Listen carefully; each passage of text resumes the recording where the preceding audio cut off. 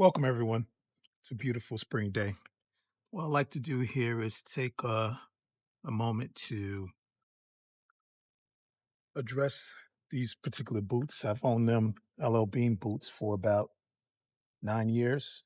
I've never conditioned them. So I think for this past winter, we got a lot of snow up here in New York, and I use these a lot. And these are pretty much used exclusively for snow, cleaning snow. So the bottoms are in very good condition still, right? A little bit on the heel. I do use spikes when it's icy, so not too much wear and tear on the bottoms, but a lot on the top.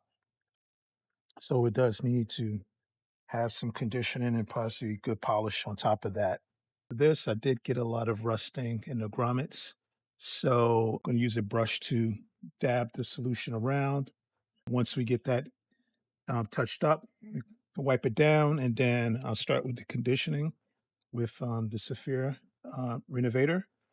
Um, Obviously, going to polish that out. Use the brush to clean this as well.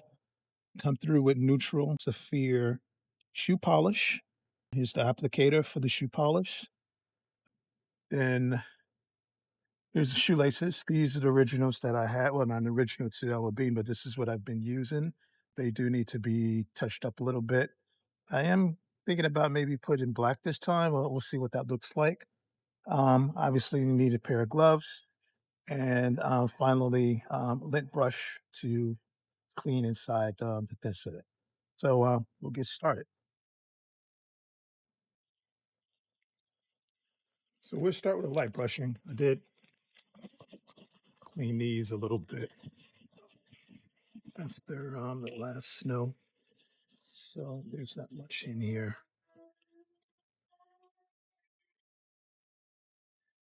Okay, let's get started on addressing the rust.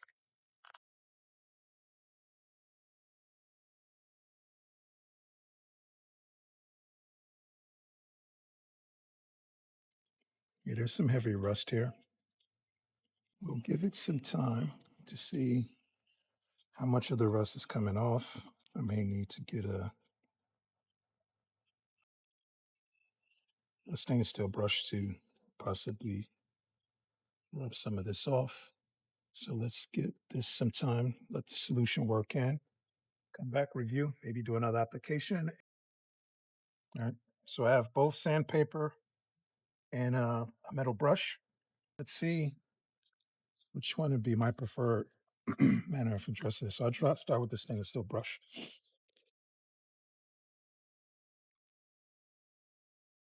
So I'm not getting that brassy finish, but I think I could put some solution on here, maybe fingernail polish or something to brighten it up to get that brassy look. But I think for the most part, that solution has worked to get the rust off.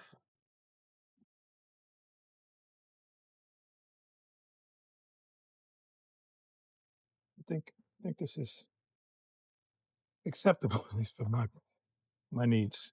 Don't need perfection with this. Plus, shoelaces would be run through it again. So, but look a lot less rusty than before. So I'll work on the other boot, and then we'll go on to the next step. I was able to get the brass sheen back using the sandpaper, actually all the way through. So I think between the sandpaper and the brush, I think I prefer the sandpaper. However, there's more scarring to the leather from the sandpaper. Okay, next we'll go to start conditioning. So I'll do one boot first just to have a comparison between before and after.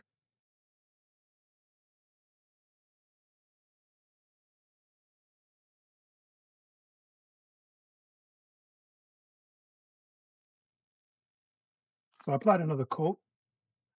I think maybe it's not, I don't think it's a full shade darker. Could about a half shade darker than what it was before.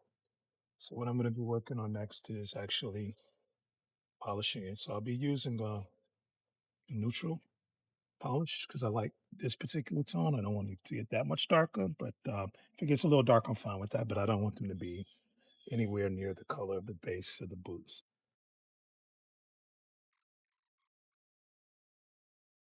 So let the polish set a little bit in, and then I'll polish it.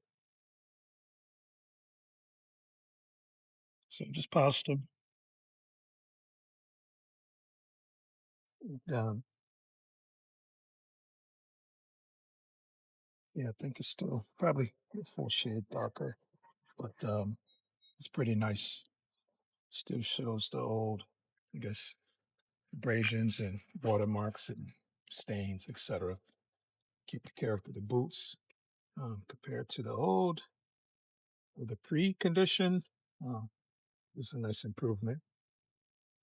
So I'll expect to see this particular boot to hold a lot of these worn out parts as being darker than what's represented here. So I'll see more of this in that boot. But once again, these are used boots that have served me well over the last 10 years. Love to keep them for another 10 years of the rest of my life. But yeah, so with that, I'm going to go to the next step of actually cleaning out the lint inside.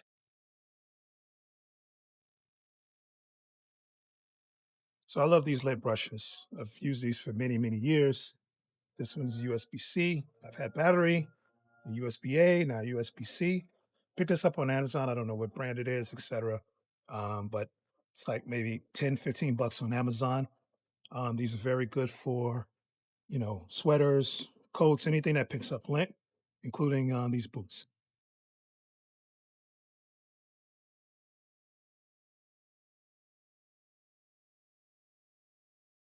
All right. So I'm satisfied with this. I think it did a good job of getting the lint out.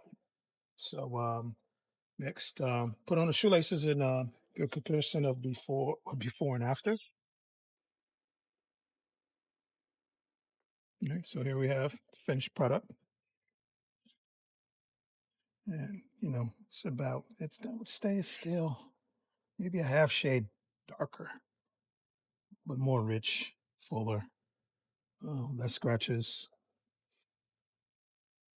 And with a little slightly darker tone, the shoelaces are actually uh, the same exact color. So there's a more monochrome look to it, which was a little darker than before, but I think I like that a little better.